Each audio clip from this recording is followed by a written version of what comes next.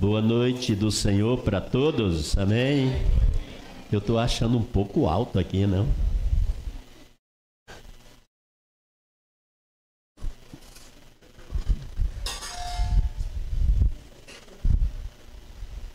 Vamos abrir as nossas Bíblias no livro do Evangelho de Mateus, capítulo 24. Mateus 24. Vamos abrir lá e hoje nós vamos dar uma passeada um pouco na Bíblia, né? E para começarmos, é mandamento do Senhor amar uns aos outros, não é isso? É mandamento do Senhor amar uns aos outros. É claro, não com o amor ágape e nem também com o eros, o amor eros, mas o amor filia, não é? Ou o amor Filadélfia, que é a conjugação de duas palavras gregas. Filia significa philos, que significa amor, e adelphos significa irmão. Então, literalmente, amor fraternal ou amor fraterno. Sabe, amados irmãos, e eu estou mais do que convencido de que o meu amado irmão Anderson, ele tem um amor especial por mim. Por que eu digo isso? Porque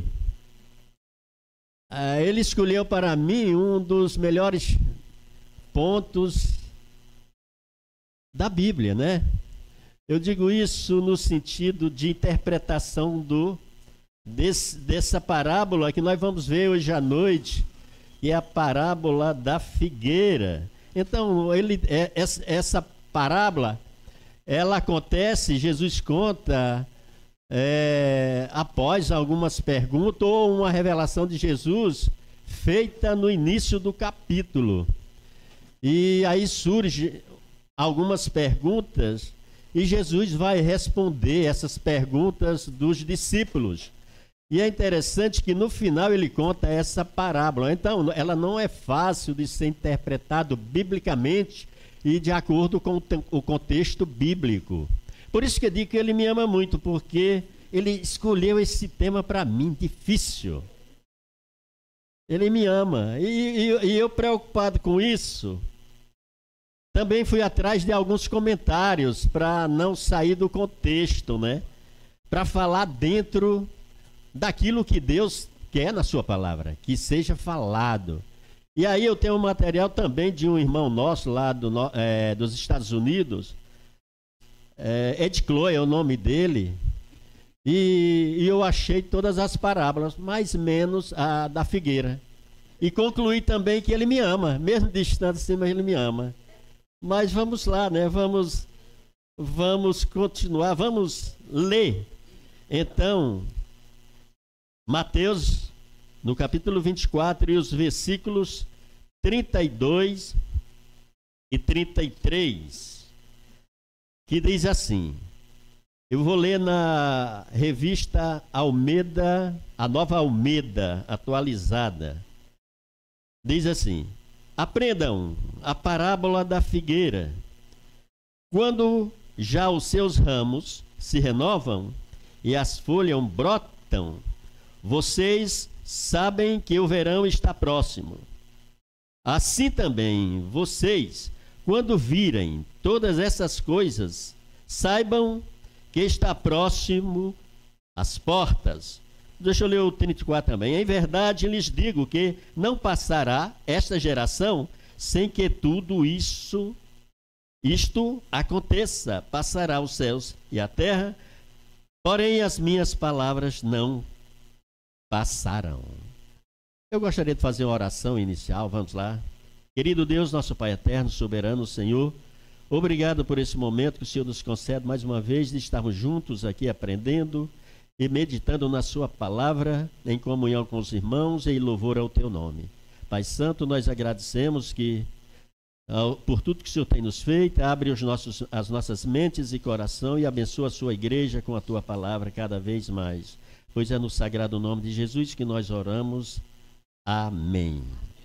Por isso, amados irmãos, como eu falei que para falar o que esse texto diz, nós acabamos de ler de Mateus 24, 32, não seria tão difícil você falar, na verdade, aquilo que é necessário, né? Mas eu não gosto de fazer isso, eu gosto de falar contextualizado, para que falamos o que a palavra de Deus está falando, que a Bíblia, por isso nós temos até um estudo que chama Deixe a Bíblia Falar, porque a Bíblia tem que falar para nossos corações. Eu e você temos que aprender exatamente aquilo que a Bíblia fala, para que assim a igreja possa ter uma segurança naquilo que está aprendendo. E assim podermos, claro, crescer em fé, né, até a volta a nossa chamada para a glória celestial. Então, meus amados irmãos, tudo acontece, como eu falei, quando os discípulos vão saindo com Jesus do templo. Quando eles vão saindo, então os discípulos de Jesus, eles, cheios de admiração, cheios de... porque, na verdade, aquele templo construído por Herodes não era mais o templo de Salomão, porque o templo de Salomão já tinha sido destruído uma vez pelo rei Nabucodonosor, não é? Esse pessoal lá. Depois eles reconstruíram. Mas no tempo de Herodes, ele fez uma nova estrutura no templo. E quando eles saem, ele diz: Senhor, veja que beleza. Veja que construções, que pedras. Então eles estavam fascinados exatamente com aquela construção. E Jesus diz: vocês verem tudo isso, estão vendo tudo isso aí? Lhe digo que vem dias que não ficarão aqui pedra sobre pedra que não seja derribados. Meu amado irmãos, para os judeus, isso é um tapa na cara. Por quê? Porque o templo para os judeus era um objeto, sabe, até de adoração. Um objeto sagrado. O templo era um objeto sagrado e ali representava o templo a presença viva de Deus para os judeus. Por isso, quando Jesus falou isso, eles ficaram atemorizados, eles ficaram sem terra. Eu disse: mas o que o Senhor está falando? Isso. E o que acontece? A partir daí eles saem e eles vão para o Monte das Oliveiras, que normalmente Jesus gostava de ir para lá, né? Era um local onde ele repousava, onde ele se refugiava, vários momentos ali naquele local, né? E quando eles chegam lá, eles estão preocupados. Então Jesus se assenta, diz a palavra de Deus aqui. Jesus assenta-se e eles se aproximam de Jesus. Vamos ver, eu gostaria de ver com vocês, primeiramente, no versículo 3, do 24. No 3. Jesus estava sentado no Monte das Oliveiras, quando os discípulos se aproximaram dele, e em particular lhe pediram: diga-nos quando essas coisas vão acontecer, e que sinal haverá da sua vinda e do fim dos tempos. Eu quero parar um pouco aqui. Irmãos, Mateus, ele escreveu esse evangelho por volta do ano 60, 70 da era cristã. Marcos foi o evangelho que foi escrito antes disso, por volta dos anos 50. Então, veja, foi o primeiro evangelho a ser escrito, por isso que temos 4 evangelhos aqui: Mateus, Marcos, Lucas e João. Mas Mateus, Marcos e Lucas são chamados evangelhos sinóticos. Por quê? Porque há muito material aqui, vamos dizer assim, o que está num está no outro. Está entendendo? Na verdade, a gente entende que tanto Mateus como Lucas pegaram o material do livro de Marcos. Então, o livro de Marcos se tornou uma fonte tanto para o evangelista Mateus como também Lucas. Então, eles pegaram esse material, eles dois pegaram essa fonte que é Marcos. Agora veja o que Mateus diz aqui. Ele diz que ele pede um sinal de quando essas coisas iam acontecer, que sinal haveria da volta dele, da vinda dele. Não é isso que ele diz? Diga-me quando estas coisas vão acontecer, que sinal haverá da sua vinda e do fim dos tempos. Eu gostaria que você fosse comigo agora para o livro de Marcos, capítulo 13. Marcos 13.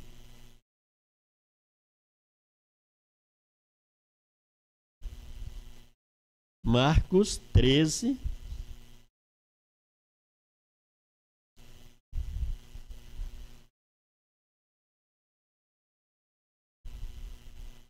E o versículo 3.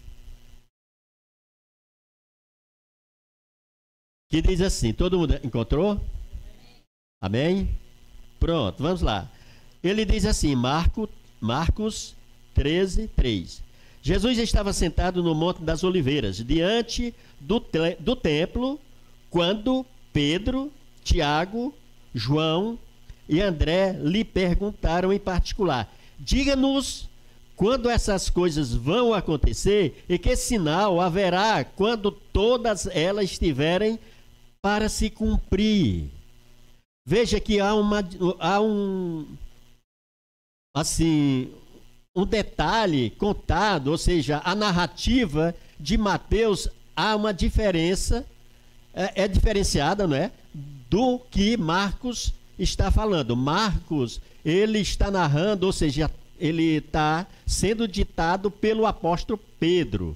Esse evangelho é de Pedro. Eu não sei se Pedro não gostava de escrever ou se ele não sabia escrever. Ele era pescador, isso nós sabemos, né? Porque a Bíblia fala, mas não sabemos se ele escreveu ou se não. Só sabemos que esse livro, o livro de Marcos, foi ditado pelo apóstolo Pedro. E é interessante que ele estava aqui conversando com Jesus e nesse momento a gente tem mais segurança. Não que os evangelhos estejam errados, a Bíblia esteja errada. Longe da gente pensar isso, tá bom, irmão? São detalhes de uma narrativa que diferencia uma da outra, mas a história é a mesma. Tá entendendo? Só há essa diferença. Então, a palavra de Deus, ela é divinamente inspirada, dada por Deus, tá bom? Então, não há diferença. Mas aqui nos abre mais o entendimento e a visão para o que ele está falando. Está entendendo? Ele está dizendo o seguinte: olha, diga-nos quando essas coisas vão acontecer, não é? No versículo 3, né?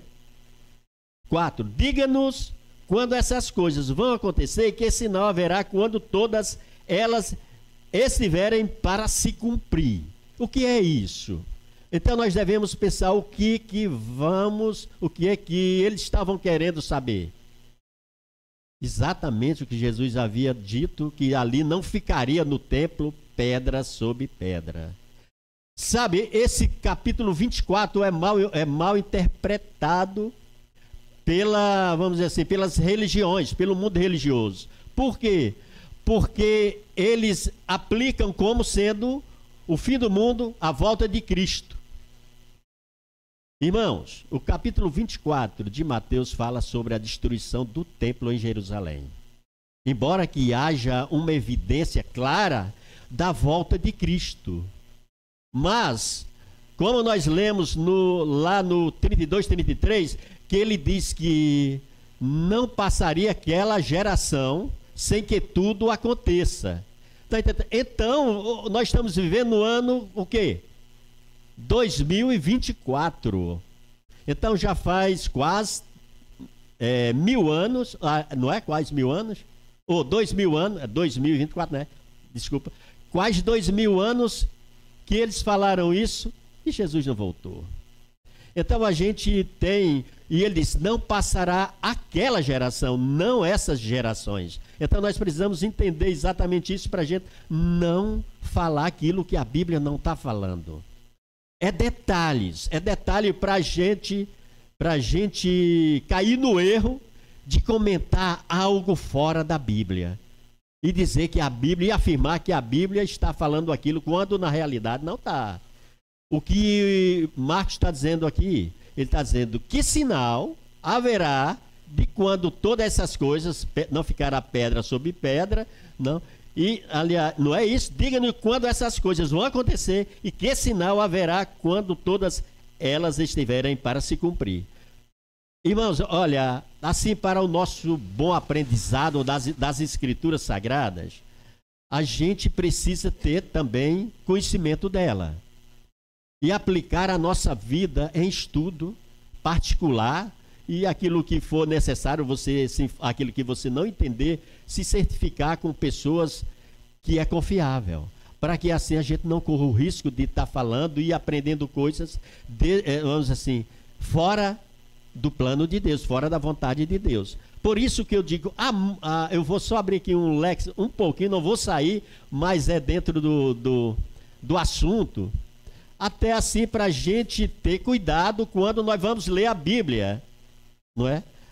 Muitas vezes você abre a Bíblia, não lê aqui, pronto, é isso que está dizendo. Não, é necessário que a gente veja os contextos para poder fazer uma interpretação correta e ensinar exatamente o que a Bíblia está ensinando, né?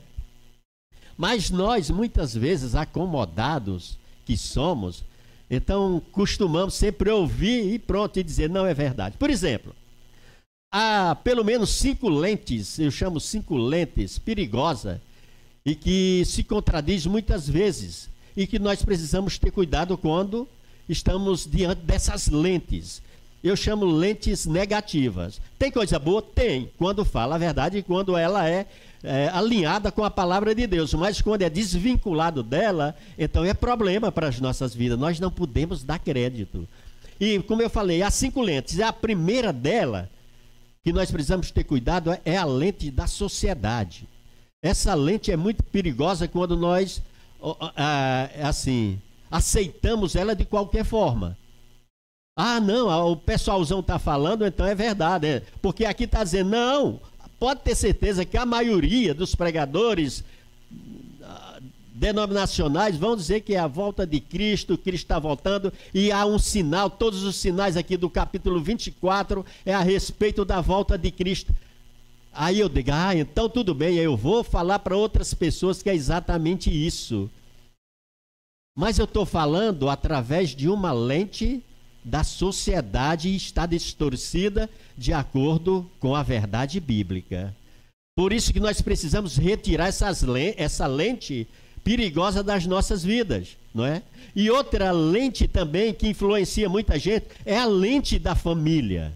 A lente da família, porque nós muitas vezes, levados pelo sentimentalismo e queremos favorecer até, sabe, nós olhamos favoravelmente quando há um tradicionalismo que vem de pai para filho e vai passando e passando, e eu apenas olho para aquilo e já é isso e acabou, sem verificar de acordo com a Bíblia está falando. A terceira lente que nós precisamos retirar é a lente da religiosidade, não é?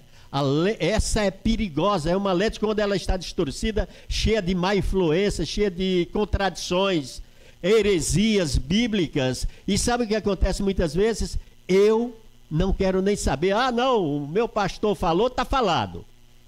Meu pastor disse, está dito. Então é isso que nós vamos fazer, porque o meu pastor disse. Irmãos, nós devemos ser, sabe o quê? Bereanos. Sabe o que acontecia? Os apóstolos estavam pregando para os irmãos lá em Bereia, e o que eles faziam? Não, peraí, nós vamos acompanhar para saber se realmente o que essa pessoa está ensinando, o que os apóstolos estão ensinando, está de conformidade com os princípios bíblicos, o padrão bíblico. Se não tiver, nós não vamos aceitar. Por isso, amados irmãos, nós temos que tirar essas lentes e temos que ser bereanos, ter cuidado com as leituras. Eu estou aqui na frente, mas acompanhe, para ver se realmente é exatamente o que a Bíblia está falando. Até a própria Bíblia diz: não confie em homens, porque o homem é mau. Todo desígnio do coração humano, por mais que ele procure viver uma vida decente, boa e confiável, mas mesmo assim eu não posso depositar tudo, como na verdade falou, como eles estão dizendo, olha, aqui todos os sinais aqui é sobre a volta de Cristo, sobre o fim do mundo. Quando na realidade o apóstolo Pedro está dizendo aqui, irmãos, fala-nos quando essas coisas vão acontecer e que sinal haverá de quando elas estiverem para acontecer. E a seguir é o que ele vai contar. Mas existe a outra letra que eu gostaria de falar para a gente ter cuidado. É a letra da escola, né? Principalmente nós temos que treinar, ter cuidado com os nossos filhos, com os nossos netos, para que eles não sejam influenciados negativamente e as coisas que não têm base nas escrituras sagradas, a gente ajudar eles em casa. Então precisamos ter cuidado. E por último, tirar a lente também da amizade. Essa é outra lente perigosa. Por quê? Porque pela amizade nós somos tendenciosos a consentir também com tudo que ele fala. Não, mais uma vez, irmãos, vamos ser pessoas criteriosas, né? Cuidadosas, para não permitir que alguém mal intencionado possa trazer informações negativas desconectada com a verdade bíblica, com a verdade de Deus. Por isso, tirando essas lentes, nós vamos olhar, nós estamos agora com a nossa vista clara para entender o que a Bíblia está falando. Por exemplo, só uma ilustração aqui. 7 horas, 58 minutos e 2 segundos. Estou vendo claramente, graças a Deus. Aqui tem alguma coisa escrita, não tem? Tem. Quem usa óculos aí? Tira o óculos. O que é que está escrito aqui? Dá para ver? Não, claramente. Hã? Tá grande. Agora, opa. Mas assim. Mas por quê? Hã? Nesse. E aqui, tá vendo? Não tá. Ah, sim, pronto. Agora quem usa óculos lá atrás, tire. Tá claro ou tá embaçado? Não é? Agora botou a lente, né? Você tá tranquilo. Sabe, isso acontece com a leitura da Bíblia Sagrada. Quando nós olhamos de acordo com os contextos bíblicos, sabe, nós vamos ver a Bíblia os ensina claramente. Mas quando nós olhamos com essas lentes que foi acabado de falar, nós vamos ver a Bíblia de forma distorcida e borrada, né? Vamos ver borrões. Não é verdade? Irmão, é dessa forma. Por isso nós precisamos ser bereanos, cuidadosos. Então nós vamos continuar aqui como eu falei, vamos ver muita coisa aqui para a gente não se perder e ver claramente que sinais são esses que o pessoal diz que é o sinal do fim do mundo, que é o final da volta de Cristo. Por isso que eu gostaria de ler nos 3. Aqui e acolá a gente vai fazer um trocadilho aqui. Então eu vou começar aqui nós já estamos em Marcos. Vamos ver a partir do versículo 5. Então Jesus começou a dizer-lhes: tenham cuidado, para que ninguém os engane. Muitos virão em meu nome, dizendo, sou eu, e enganarão a muitos. Quando vocês ouvirem falar de guerras, rumores de guerras, não se assustem. É necessário que isso aconteça, mas ainda não é o fim. Porque nação se levantará contra nações e reino contra reino. Haverá terremoto em vários lugares e também fomes. Essas coisas são o princípio das dores. Eu quero parar primeiro aqui no versículo 8. Ter cuidado para que ninguém vos engane. O que Jesus estava falando para os apóstolos, ele está dizendo, olha, virão muito disfarçados por aí. Virão muito disfarçados por aí. Por exemplo, desculpe. Em Atos, quando os irmãos estão sendo castigados pelo Sinédrio, se levanta um homem chamado Gamaliel. Então esse homem, ele diz o seguinte: manda os apóstolos sair, os apóstolos, e aí ele fica com o Sinédrio. Aí ele diz o seguinte: olha, pessoal, vamos ter cuidado, vamos observar uma coisa aqui. Por quê? Porque antes se levantou Teudas, dizendo que era algo, um vulto grande, era algo grandioso. Mas esse levou com ele 400 pessoas. E aconteceu que ele foi morto e todos os seus seguidores se dispersaram. Depois desse se levantou Judas, dizendo também que era muita coisa. E aí ele também levou uma multidão de gente com ele. Só que também ele morreu. E todos se dispersaram. Agora, porém, se esses homens que aí estão falando, se eles estão falando por Deus, e essa obra for de Deus, então nós vamos ter cuidado para a gente não se achar lutando contra Deus. Então aqui, o que nós estamos vendo aqui? Pessoas se levantam, pessoas se dizendo ser algo e não é. É o que Marcos está dizendo aqui.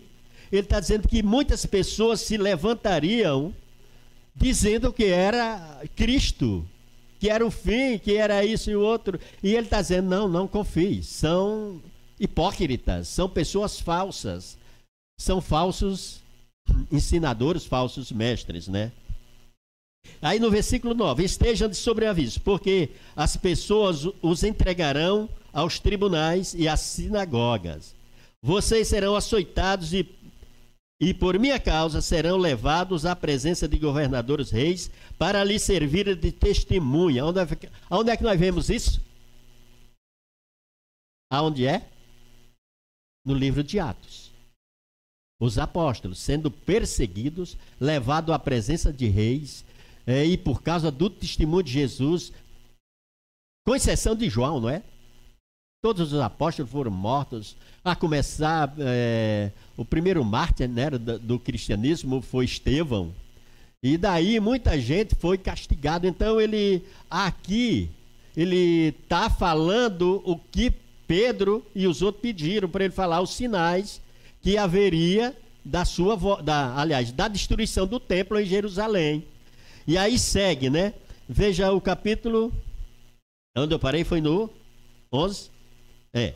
Quando, pois, levarem vocês para os entregar, não se preocupem com o que irão dizer, mas digam o que lhe for concedido naquela hora. É claro, Jesus está falando com os apóstolos. Olha, vocês, porque os apóstolos receberam um revestimento especial do Espírito Santo de Deus. No dia de Pentecostes, eles foram revestidos do Espírito Santo. Então, aqueles homens, eles se tornaram diferentes de nós. Principalmente de nós, hoje, os pregadores, os missionários, as pessoas que fazem o trabalho e a obra de Deus. Então, não são que nem os apóstolos, porque os apóstolos foram revestidos exatamente do poder de Deus. E eles falaram não daquilo que eles conheciam, mas o que Deus, por meio do Espírito Consolador, falava por meio deles. Porque isso era uma providência divina para eles, para os apóstolos. Bom, e seguindo aqui, aí ele diz: porque não são vocês que estão falando, olha aqui, a confirmação, não é? Mas o Espírito Santo. Um irmão entregará à morte outro irmão, e o pai entregará o filho. Haverá filhos que se levantarão contra os seus pais, e os matarão. Todos odiarão vocês por causa do meu nome. Aquele que, porém, que ficar firme até o fim, esse será salvo. Então veja só, meu irmão, aqui a narrativa está falando exatamente sobre, como diz aqui é o princípio das dores. Mas da vinda de Cristo, não. da destruição do templo em Jerusalém. Tá entendendo? Aí ele continua no 14. Quando, pois, vocês virem o abominável da desolação situado onde não deve estar, quem lê entenda o que é isso. A gente às vezes, o que é isso, né? Mas se você fizer um estudo aprofundado, verificando cada um, você vai entender o que é isso.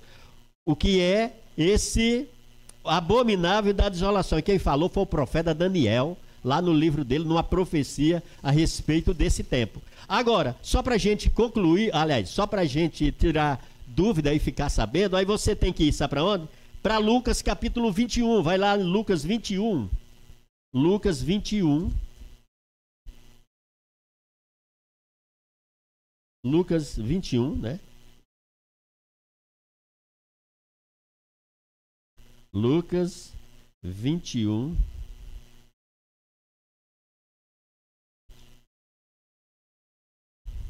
Lucas 21. Todo mundo está lá? Amém? Vamos ler a partir do versículo 20. Aí ele diz assim: quando, porém, vocês virem Jerusalém sitiada de exércitos, saiba que está próximo a sua devastação. Pronto. Aqui já está dizendo o que era. Né? Lá ela chama só o abominável da desolação.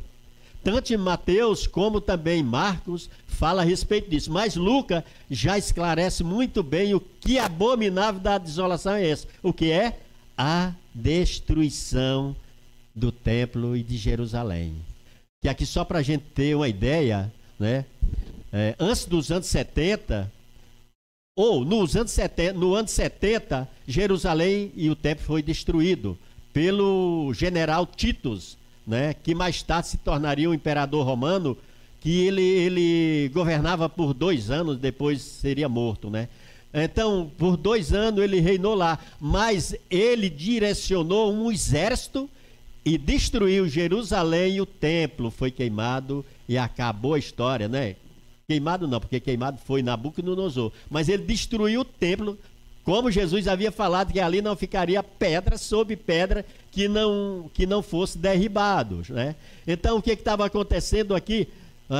Estava se cumprindo exatamente a profecia de Daniel, a desolação do templo. Então nessa época aqui, só para a gente ter uma ideia, mais de 1 milhão de judeus foi mortos por o general Tito, o exército de general Tito lá em Jerusalém, e o resto levaram cativo, né? E só para você ter uma ideia, como para os judeus, meus amados irmãos, isso foi muito difícil. Mas vamos continuar, voltar para Marcos, Marcos capítulo 13. Agora nós já identificamos que objeto é esse, né? O abominável da desolação é a destruição do templo de Jerusalém, porque para os judeus realmente era abominável ver o templo destruído, o templo de Deus, né? Aí ele vai dizer, como eu falei, quem lê entenda, né? Então, os que estiverem na Judéia, fujam para os montes. Quem estiver no deserto, aliás, no terraço, não desça, nem entre para tirar de casa alguma coisa. E quem estiver no campo, não volte atrás para buscar a sua capa. Ai das que estiverem grávidas e das que amamentarem naqueles dias. Orem para que isso não aconteça no inverno, porque aqueles dias serão de tamanha tribulação, como nunca houve desde o princípio do mundo, criado por Deus até agora, e nunca jamais haverá. Se o Senhor não tivesse abreviado aqueles dias, ninguém seria salvo, mas por causa dos eleitos que ele escolheu, Deus abreviou tais dias. Então, se alguém disser a vocês, olhem, aqui está o Cristo, ou olhem, ali está ele, não acreditem, porque surgirão falsos cristãos e falsos mestres, operando sinais e prodígios para enganar, se possível, aos próprios eleitos. Estejam de sobreavisos. Tudo isso tenho predito a vocês. Então, mais uma vez, sabe, amados irmãos, muitas pessoas ele já diz, olha, está vendo? Tudo isso vai acontecer na volta de Cristo e tudo mais. Mas não é uma realidade. Mateus 24 está falando exatamente da destruição do templo. Da destruição do templo em Jerusalém. Aí, ele continua no versículo...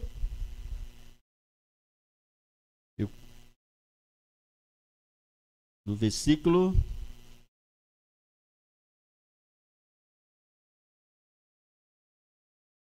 24, não é isso? 24.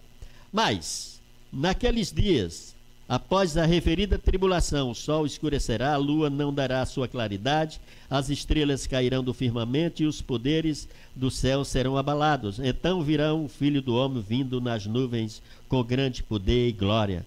E então ele enviará os anjos e reunirá os seus escolhidos dos quatro ventos da extremidade da terra até a extremidade do céu.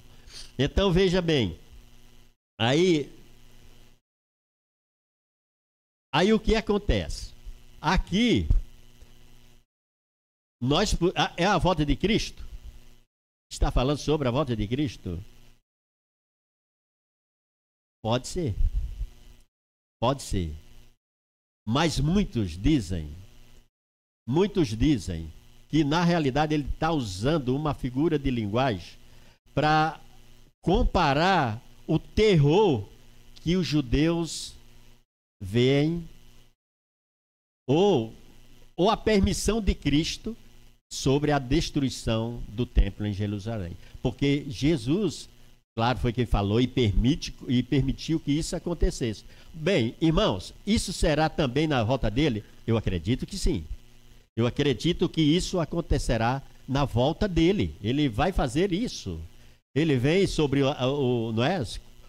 Bom, lá na frente vai dizer que ele virá como quem? Como ladrão. Não é? E todo olho verá. Isso é uma realidade. Mas o que eu quero chamar a atenção da igreja é que nós precisamos ter cuidado quando vamos estudar o capítulo 24 de Mateus.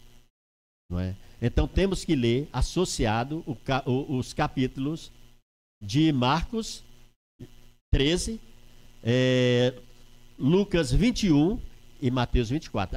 Faça um estudo aprofundado desses quatro evangelhos que você tem uma real certeza dos sinais que eles pediram, que os apóstolos pediram sobre o tempo da destruição do templo em Jerusalém.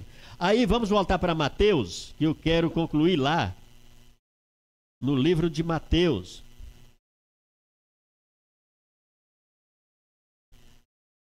Mateus 24, e o versículo 32 e 33. Aí ele conta a parábola. Ele conta a parábola. Aprendam, 24, Mateus 24, 32. Aprendam a parábola da figueira. Quando já os seus ramos se renovam e as folhas brotam, vocês sabem que o verão está próximo. Assim, também vocês, quando virem todas estas coisas, saibam que está próximo às portas. Ou seja, esses sinais que ele falou, que Jesus falou sobre o capítulo 24, então eles ficassem de sobreaviso que o templo de Jerusalém estava para ser invadida e ser destruída. Eles ficassem atentos a isso. E aí, mais uma vez, repetindo o versículo 34, ele diz: em verdade lhes digo que não passará esta geração sem que tudo isso aconteça. E é interessante que ele reafirma e ele diz: passará os céus e a terra, porém as minhas palavras não passarão. É uma ênfase que ele está dando a respeito do que ele está contando aqui para os apóstolos. Sabe, amados irmãos? Hoje nós não esperamos a destruição do templo em Jerusalém, fazendo uma aplicação para as nossas vidas hoje. Nós não esperamos, logo porque não existe nenhum templo mais, não é, construído aí, que é um objeto sagrado para as nossas vidas. Não, nós adoramos a Deus em espírito e em verdade. Mas, e não há essa preocupação, vamos dizer assim, de defender, porque eu acredito que os judeus fizeram de tudo para não acontecer essa catástrofe dos anos 70 lá em Jerusalém, quando ela foi destruída. Eu acredito que houve uma batalha, logo porque morreram mais de 1 milhão. Foi uma guerra terrível nessa época, não é? Mais de 1 milhão de judeus, só de judeus, né? Mas, amados irmãos, há um templo sagrado que eu e você precisamos cuidar. É o templo espiritual de Deus. Esse templo, nós precisamos ter cuidado, porque o que Jesus fala aqui é exatamente isso. Vocês tenham cuidado, estejam atentos, vigilantes, 24 horas por dia, não deixe que ninguém vos engane. Assim também para nossas vidas, aplicando em nossas vidas como cristãos, nós somos perseguidos, né? Nós vivemos num mundo hoje violento, num mundo imoral, num mundo hoje corrupto, tantas coisas acontecendo por aí, e nós, cercados por tudo isso, somos oprimidos, sabe, são comprimidos, aliás, né? Não é isso? Comprimido. Assim, parece que algo está nos apertando ali. É exatamente isso, para que a gente perca a nossa fé, para que a gente desista da caminhada e a gente não cuide desse templo do Espírito Santo de Deus. Não é isso que o apóstolo Paulo disse, que nós somos templo do Espírito Santo de Deus? Não é isso que nós somos? E se eu não estiver atento 24 horas, cuidando, zelando, então, meus amados irmãos, fácil, esse templo pode ser destruído. Porque o inimigo invisível que atua, não é? Ele é sagaz. E é interessante que eu fiz já alguns estudos do livro de Apocalipse, quando Miguel, né, venceu a batalha e ele foi atirado de mundo abaixo, ele se pôs aonde? Na areia do mar. Ou seja, a areia do mar significa as nações. Então ele se colocou diante das nações. Agora é a minha vez. Eu vou perseguir esse povo. Eu não derrotei vocês. Eu não derrotei o Salvador, o Senhor, o Filho de Deus. Não fui capaz. Mas eu vou perseguir a sua igreja. Eu vou perseguir esse povo. Né? Então ele está onde? Meu amado irmãos, Pedro falou que ele está que nem um leão que ruge ao nosso derredor. Está entendendo? João, no Apocalipse, ele disse que ele se deteve na areia do mar, ou seja, diante das nações. Porque lá, mar, no Apocalipse, não é o mar que nós tomamos banho, não. Não, lá não é isso. Mar lá, no Apocalipse, são as nações. Está entendendo? E nós precisamos, por isso que nós precisamos ter cuidado com esse inimigo sagaz, porque ele está perseguindo nós todos os dias. Ele não está aqui dentro. Não, porque aqui está Jesus. Aqui está Deus. Mas ele está lá fora, ó. E ele não entra porque ele não tem poder e nem permissão para isso. Para o círculo da igreja, não. Mas, se eu não cuidar desse templo, der bobeira e sair para fora do círculo de Cristo, aí eu me torno uma presa fácil. E é só o que ele quer. Ele espera. Ele não invade, ele espera. Lá do lado de fora. Mas aqueles que estão cuidando do templo, zelando pelo templo, dia e noite, ele não consegue derrotar, não. Porque está sob a proteção do Senhor, dono da igreja, o Senhor Jesus. Amém? Amados irmãos, esse é, biblicamente, o contexto histórico ou teológico do livro de Mateus, que nós precisamos aprender. E mais uma vez eu quero aconselhar vocês que façam estudo em casa. Não fique apenas ouvindo dos pregadores.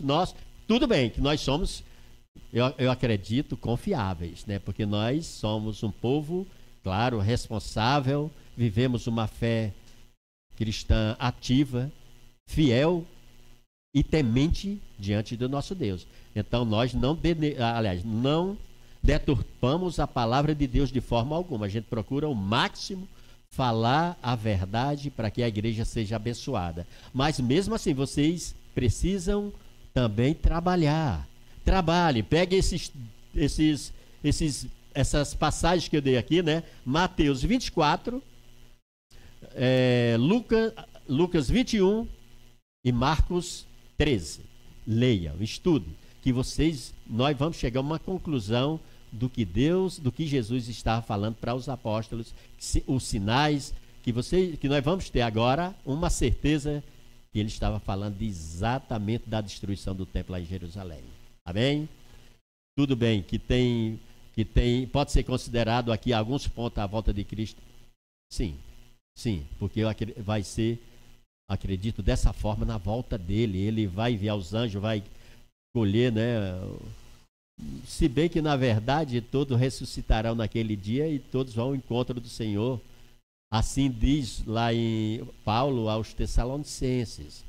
Todos, no dia da destruição, aí o planeta abrasado, não é? Tudo sendo destruído. Então ele diz que nós ressuscitaremos para o encontro do Senhor com o Senhor nas nuvens.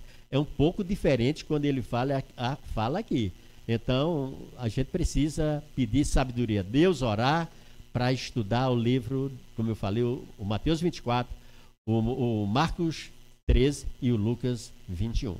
Para a gente ter assim, olha, saborear a palavra de Deus, que quando nós lemos o contexto inteiro, meu irmão, você aprende e você tira todas as dúvidas. Amém? Podemos orar então? Então vamos orar ao nosso Deus, pedir a Deus mais sabedoria e discernimento para podermos viver e praticar e saborear essa gloriosa palavra de Deus que é tão importante para as nossas vidas. Oremos. Grande Deus, eterno Pai Todo-Poderoso, obrigado, Senhor, pela sua palavra, que ela nos instrui, nos educa, nos prepara e nos conduz, ó Deus, através das mais difíceis situações, porque a tua palavra é vida, a tua palavra é poderosa, a tua palavra ela é fiel e justa. Por isso, ó Senhor amado, abençoa a tua igreja, o teu povo, para que assim todos sejamos educados, preparados, para não corrermos nenhum risco de que no último dia, na sua volta, sim, sejamos ou envergonhemos o Senhor e sejamos, ó Deus, envergonhados pelas nossas ações. Mas dá-nos, ó Deus, discernimento, entendimento para vivermos fielmente. E cuidar, Pai, desse templo espiritual. Sim, Senhor amado, porque nós passamos momentos difíceis, estamos vivendo os momentos difíceis. Não temos sinal da sua vinda, porque o Senhor disse que esse dia está reservado unicamente para Deus, para o Pai. Mas, pelas evidências, nós vemos que no passado o Senhor destruiu a terra com água, com o dilúvio, porque as nações estavam corrompidas, as nações eram violentas, eram imorais, e o Senhor deu cabo delas. Por isso, vivemos na mesma situação. E por isso pensamos que também não esteja longe a sua volta. Mas ajuda-nos, ó Deus, a viver e cuidar desse corpo, sim, ó Deus, espiritual das nossas vidas, aprendendo, praticando e sendo fiel à tua vontade, às tuas palavras. Pai Santo e bendito, conduza-nos agora aos nossos lares e nos dá uma semana cheia do Senhor, cheia, Senhor, da aprendizagem da sua palavra, e que possamos estar crescendo dia após dia. Assim esperamos a sua volta. Assim esperamos no Senhor, aguardando, sim, ansiosamente esse dia que o Senhor vem nos buscar para nos levar à glória celestial. Pois é no sagrado nome de Jesus que nós oramos e agradecemos hoje e sempre. Amém. Louvado seja o Deus, e vamos na paz e na graça do nosso Pai eterno.